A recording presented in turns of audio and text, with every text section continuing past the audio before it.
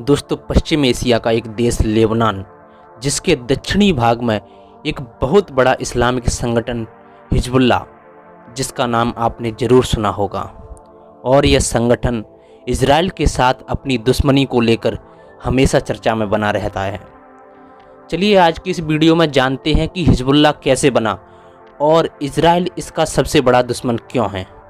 दोस्तों, Hezbollah Lebanon में स्थित एक शिया मुसलमान राजनीतिक दल और उग्रवादी समूह है, जहां इसने एक राज्य के भीतर राज्य की भूमिका बना ली है। लगभग 15 साल तक चले लेबनानी गृह युद्ध के दौरान जब अराजकता की स्थिति उत्पन्न हो गई थी, उस समय हिजबुल्लाह एक प्रमुख संगठन के रूप में सामने आया।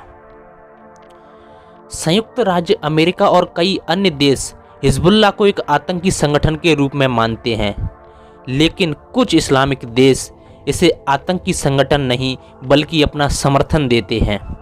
दोस्तों, हिजबुल्लाह का सबसे बड़ा समर्थक देश है ईरान, क्योंकि ईरान एक शिया बहुल देश है और हिजबुल्लाह भी लेबनान के अंदर शियाओं की राजनीति व उनका समर्थन करता है। इस प्रकार से ईरान हमेशा हिजबुल्लाह का साथ देता है और हिजबुल्लाह तथा इजराइल के युद्ध में ईरान हमेशा हिजबुल्लाह के साथ में खड़ा हुआ नजर आता है।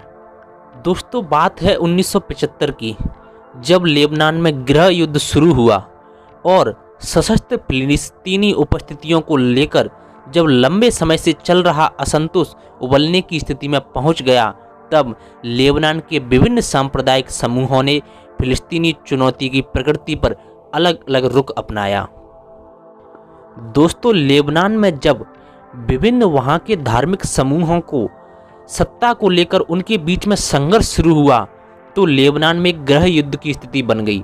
उसी समय फिलिस्तीन देश के कई शरणार्थी लेबनान के दक्षिणी भाग में आकर बसने लगे और वहां पर शरणार्थी के रूप में रहने लगे।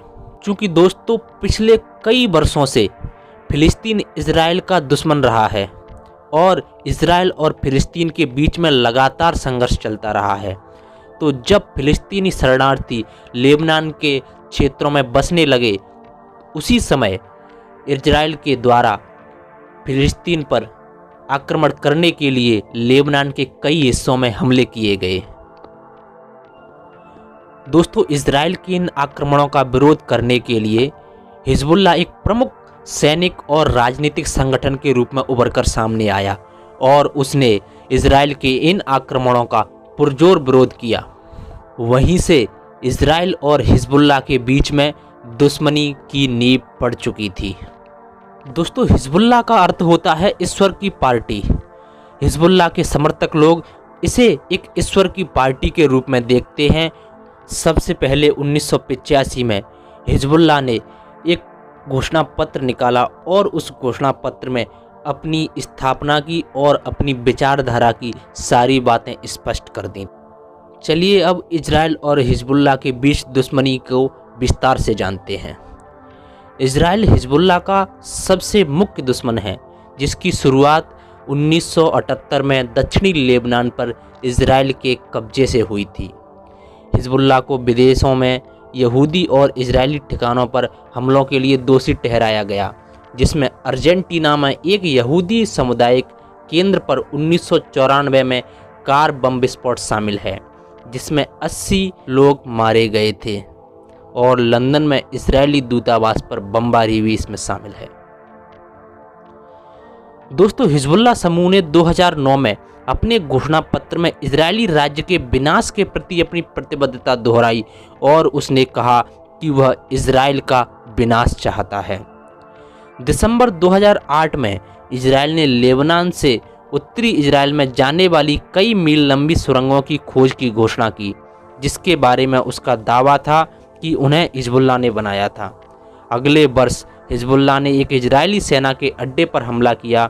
4 साल से अधिक समय में यह पहला गंभीर सीमा पार हमला था।